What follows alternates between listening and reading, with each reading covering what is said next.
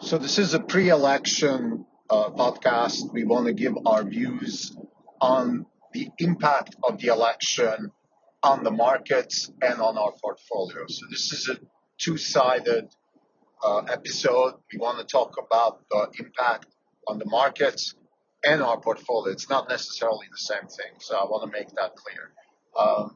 Also, we're going to really focus here on financial, economic, and business impact. We're not going to talk about social issues, none of that stuff. So just to be clear. So the election is tomorrow. Today is November 4th. Tomorrow is November 5th, 2024. And the election for U.S. presidency is up for grabs. It's between Kamala Harris and Donald Trump. I think this is not a political podcast, so I'm not going to go into the details of what the candidates stand for, who they are, what their history is. You can find plenty of information about that in other channels. I think what we want to do here is we want to stay true to our mission. The purpose of the Nominal podcast is to give people a sense for what it feels like to run a hedge fund. So this is first and foremost. And of course, U.S. elections do matter. U.S. elections do matter. I just tweeted something, which is if you want to go to Mars, first you have to fix Earth. So meaning you have to make sure that your home is clean before you go out and figure out new stuff in other areas, whether it's Mars or if you want to use this as a metaphor, if you want to leave your house, start a business, build new relationships, change your life, first make sure your home is clean. So it's very important that the situation on Earth is somewhat stable so we can actually innovate and get into new stratospheres, whether it's physically or virtually through science or an engineering. So what I mean with that is that it matters. U.S. elections matter because the U.S. is a large player in the global geopolitical game, whether it's on the military front, whether it's on the economic front. So there's really two big themes here. One is, like I said, it's the markets, the impact on the markets, which we believe will be roughly probably not too crazy if Kamala Harris wins, and really positive if Donald Trump wins. As far as our portfolio is concerned, we expect some initial negative volatility if Kamala Harris wins because we have a large position in Tesla, and Elon Musk has been vocal against the not necessarily Kamala Harris, but the Democratic Party per se. So we expect some lawfare, but we actually don't think it's going to be too bad. And then the reaction, there's just the boycott and the buy-cott. Boycott is people don't want to buy Teslas because they don't agree with the political statements of Donald Trump or Elon Musk, who is now aligned with Donald Trump. But we believe that the boycott, actually, the opposite reaction will be much more extreme. So we do expect much better sales and adoption of Tesla products and services if Kamala Harris will win as a reaction against by all the people who voted for Trump.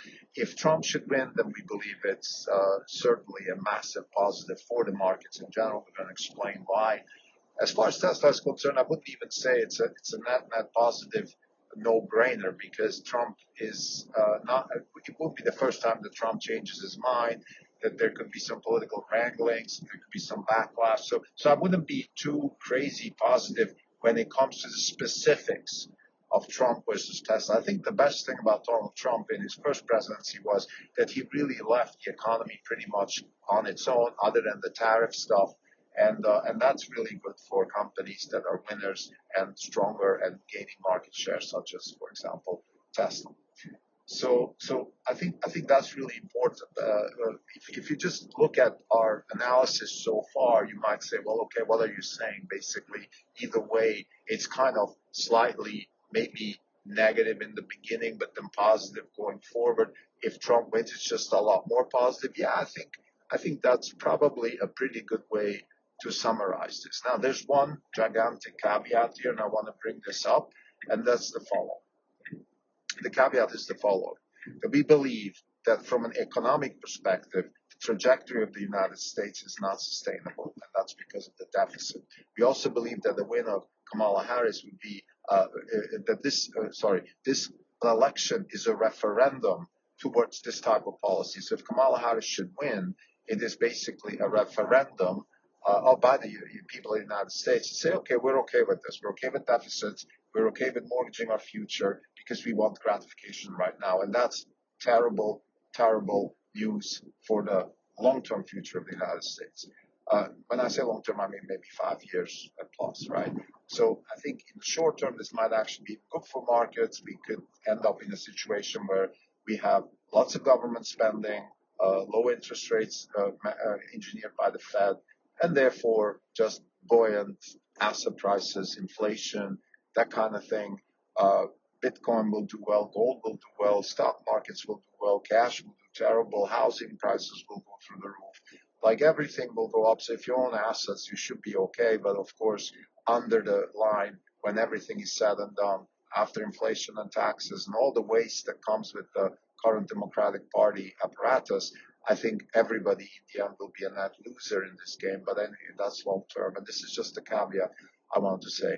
Overall, though, we believe that a win by Donald Trump will be massive positive because no matter what, government efficiency programs will be installed. We could have a Reagan-style recovery. We could even have a much harsher recovery because Trump only has one term, so he might as well leave a legacy of maybe Reagan 2.0. And but the biggest positive that Reagan did was really tighten the budget, tighten the economy, tighten the waste in the economy. Actually, he didn't even tighten the budget that much because he spent a lot of defense, but he made sure that the government was reduced and that the waste and the regulatory capture and the all the industrial complexes that grow out of the government, that they were reined in. And I think Trump has a good chance to be a proponent of that kind of policy. This is not your own podcast.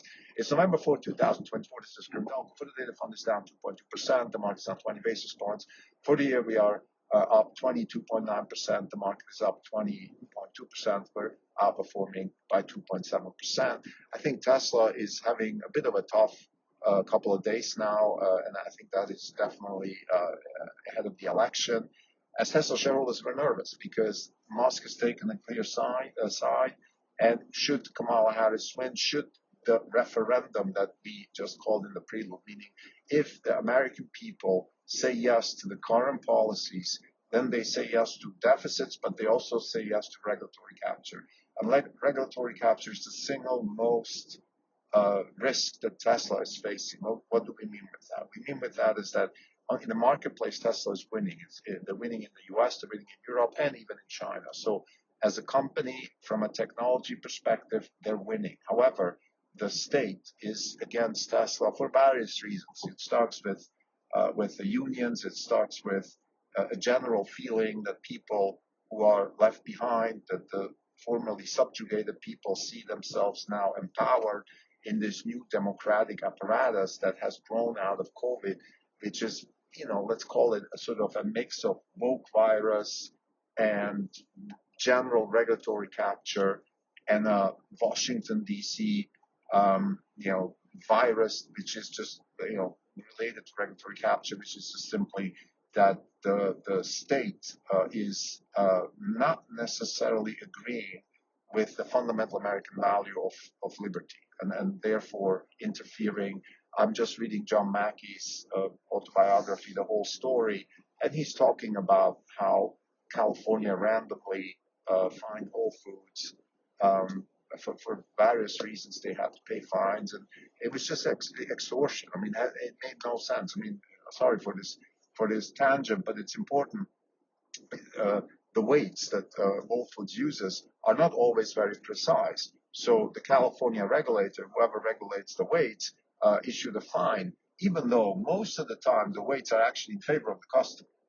Nevertheless, they issued a fine, and then guess what? Lo and behold, a year or two later, the same happened in New York. So these two constituencies, New York and California, seem to have captured this essence really well, this essence of the state is strong, the state fights back, the state takes its own the law in its own hands and that kind of thing.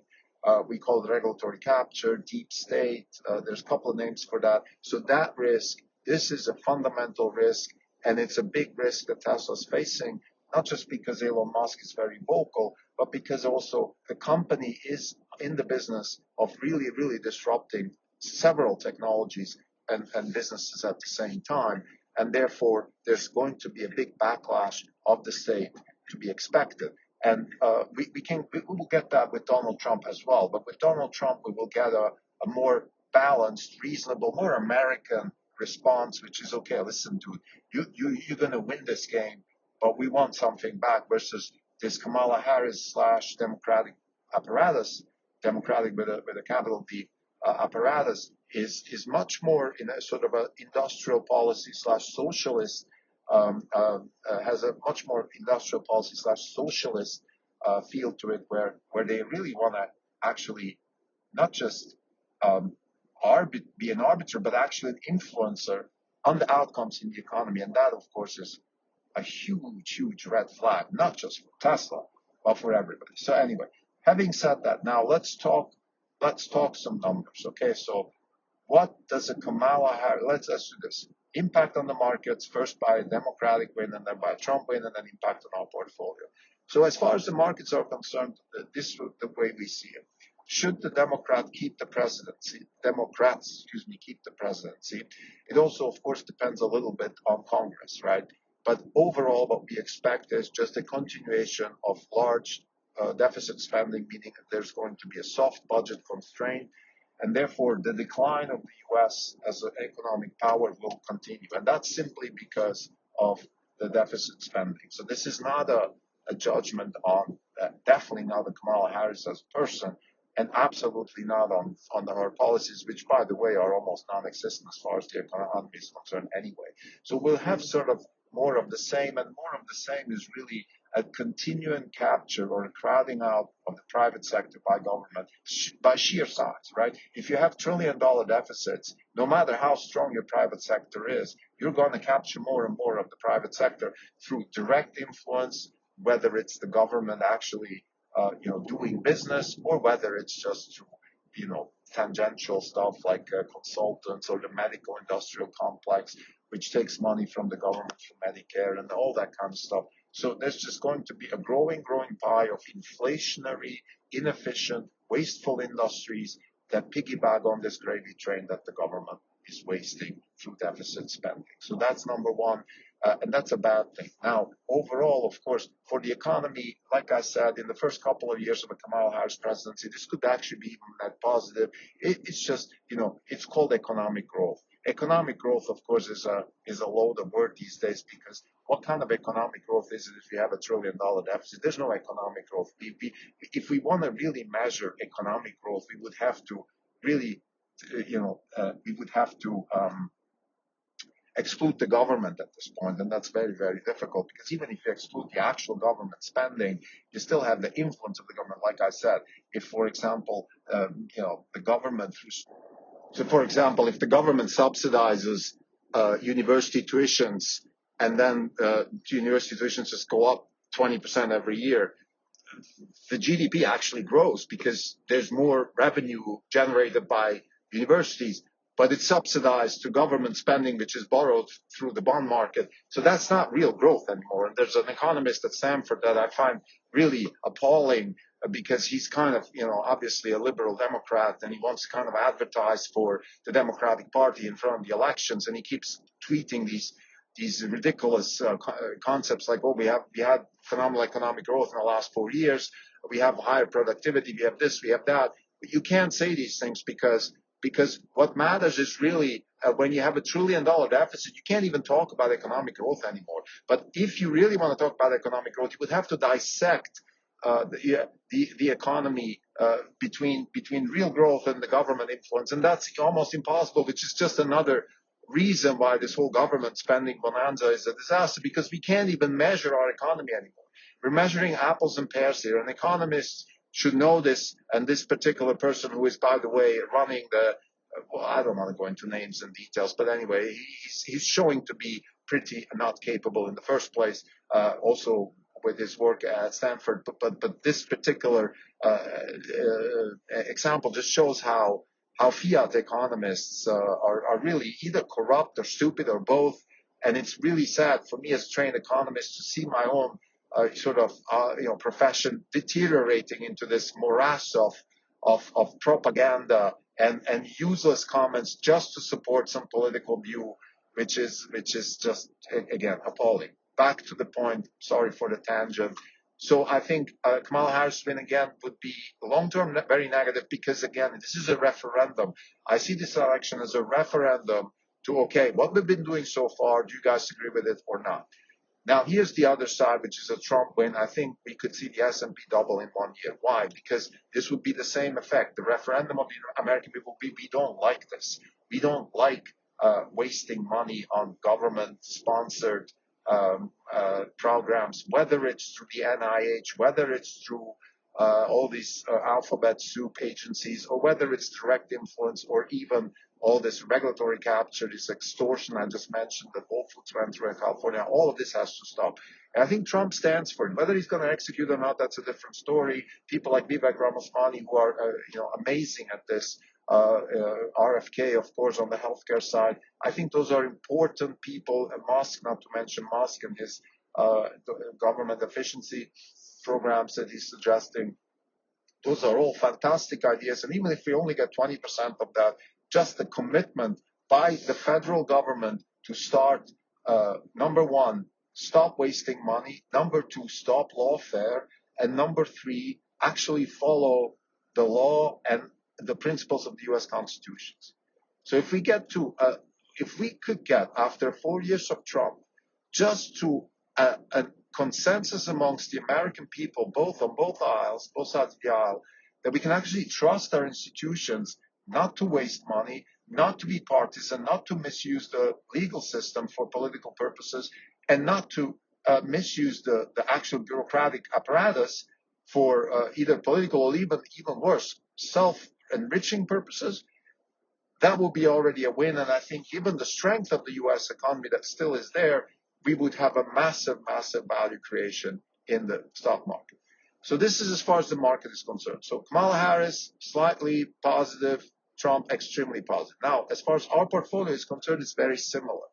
I think we'll have some more pain in the early days just because people will be scared of repercussions that the Kamala Harris government would definitely start influencing on Musk. However, we would also see the buy-cott, right? The buy-cott, which is the inverse of a boycott, which is people would react. People meaning they'll buy more Teslas, they'll expose the Teslas, they'll say, I am actually against this wasting. And also the states would be more lenient.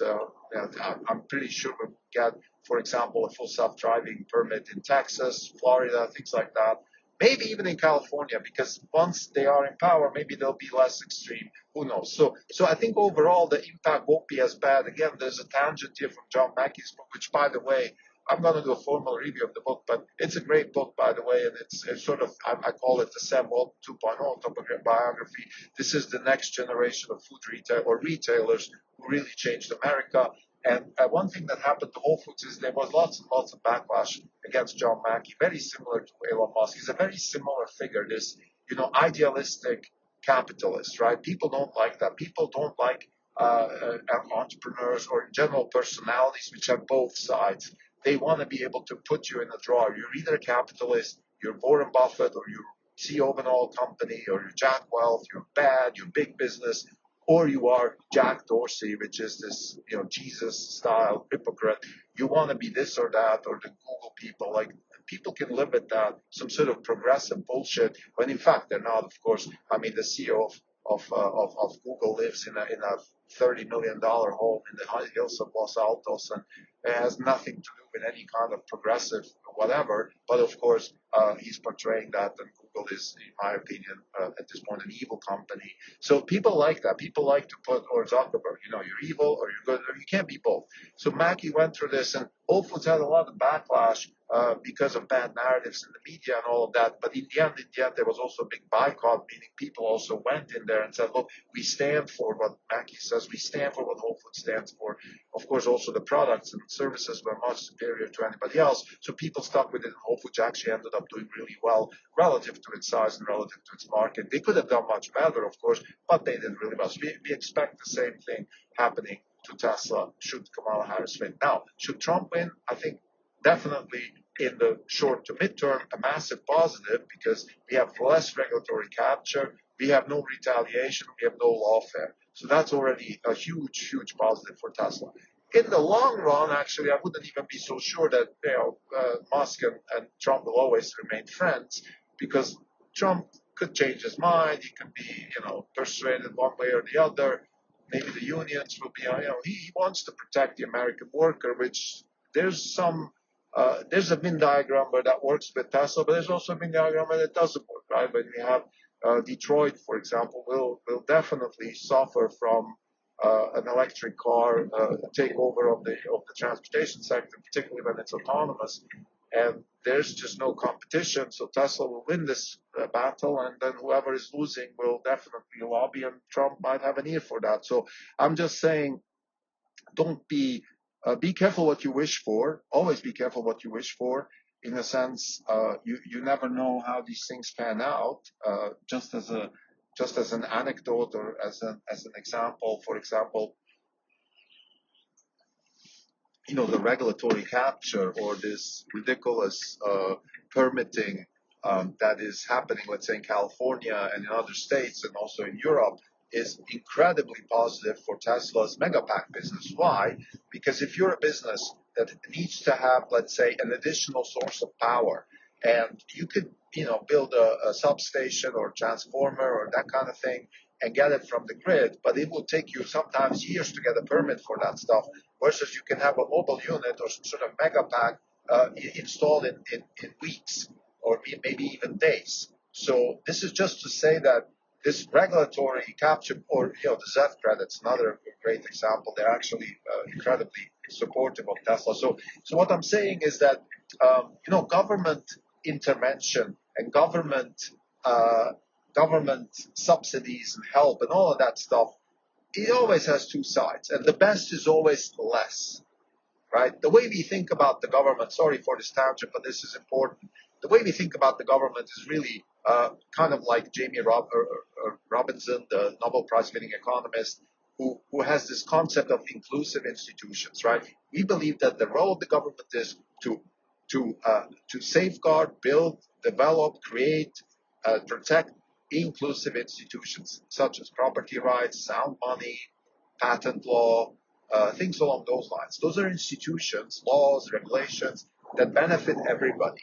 And it also has to be such that the people who work in those places, they should benefit, of course. Bureaucrats should be paid, politicians should be paid, but the value that they provide should be an order of magnitude higher than what they do. And that's how government should be organized. The same way, by the way, how business is organized. That's why we are big proponents of Vivek Ramaswamy's idea to cut everything down and then rebuild it more efficiently.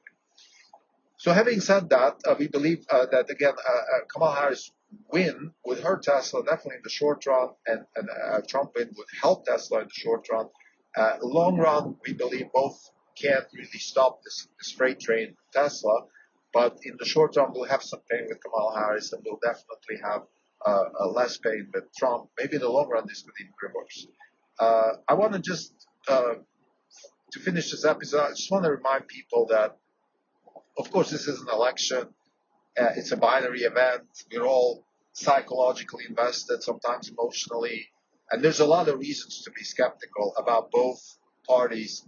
And there's a lot of reasons to be hopeful as a conscious capitalist, as a libertarian, as a person that believes in working hard, making money, saving, and spending it, that Donald Trump is a better option than Kamala Harris. But in the end, unfortunately, it probably doesn't make that much of a difference. The only hope we have is with Trump that we can, because this is the most important issue for everybody, whether you like it or not. The most important issue is always about the money and the economy.